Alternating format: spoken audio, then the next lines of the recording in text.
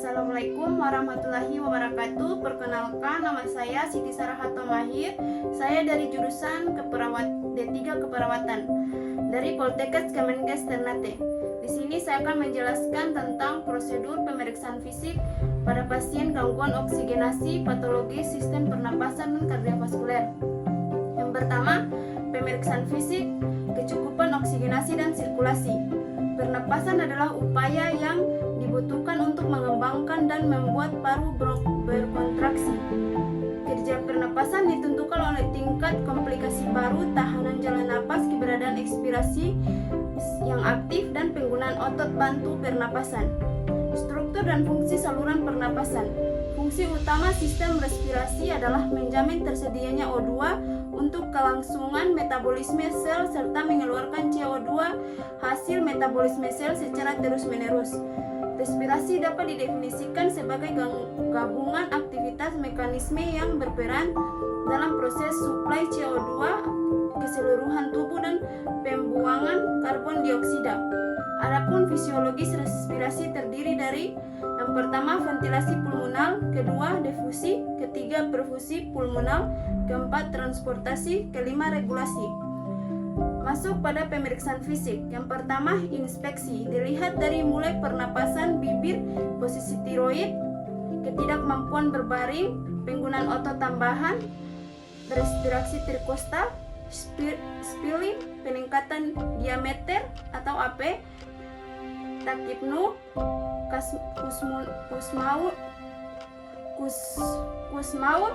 cyanosis, Kolbing finger, abdominal pharynx, dan kelainan bentuk dada. Yang kedua, palpasi. Perubahan fisik trakea, perubahan tracheitis, perubahan pergerakan dada. Yang ketiga, perkusi. Hipersonon, dullness. Yang keempat, auskultasi. Aukultasi. Yang pertama, fine clares, co-clares, ronchi huygens tidor, absence breakdown, pleura fresikon rib, eikiponi. Pemeriksaan fisik dada penting dilakukan untuk menegakkan diagnosa berbagai penyakit yang menyebabkan gangguan sistem kardiorespirasi seperti gagal jantung, pneumonia, trauma dada, dan penyakit jantung bawaan.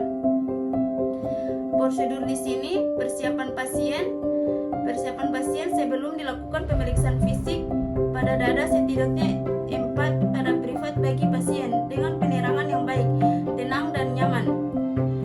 Yang selanjutnya, peralatan. Pemeriksaan fisik di sini umumnya hanya membutuhkan peralatan tambahan stetoskop. Selain itu, sediakan tempat tidur medis dan tirai untuk menjaga kenyamanan dan privasi pasien. Selanjutnya, prosedur di sini pemeriksaan fisik dada terdiri atas 4 proses, yaitu inspeksi, palpasi, perkusi, dan aukultasi. Inspeksi dada dilakukan untuk menilai pola pernapasan dada dan kelainan lainnya.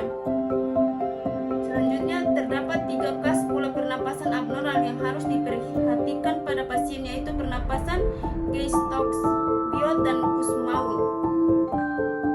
Bentuk dada di sini abnormal dapat ditentukan melalui inspeksi struktur tulang iga dan tulang belakang. Selanjutnya, palpasi. Pemeriksaan fisik pada dada dilakukan pemeriksaan taktil furimetus, ekspansi dada. Ekspansi dada di sini dilakukan untuk menilai keadaan dan kualitas pergerakan dari setiap sisi dada. Masuk pada pemeriksaan bunyi napas dan bunyi jantung. Yang pertama, aukultasi jantung. Pemeriksaan aukultasi jantung meliputi pemeriksaan bunyi jantung, bising jantung, gesekan perikard. Yang kedua, bunyi jantung.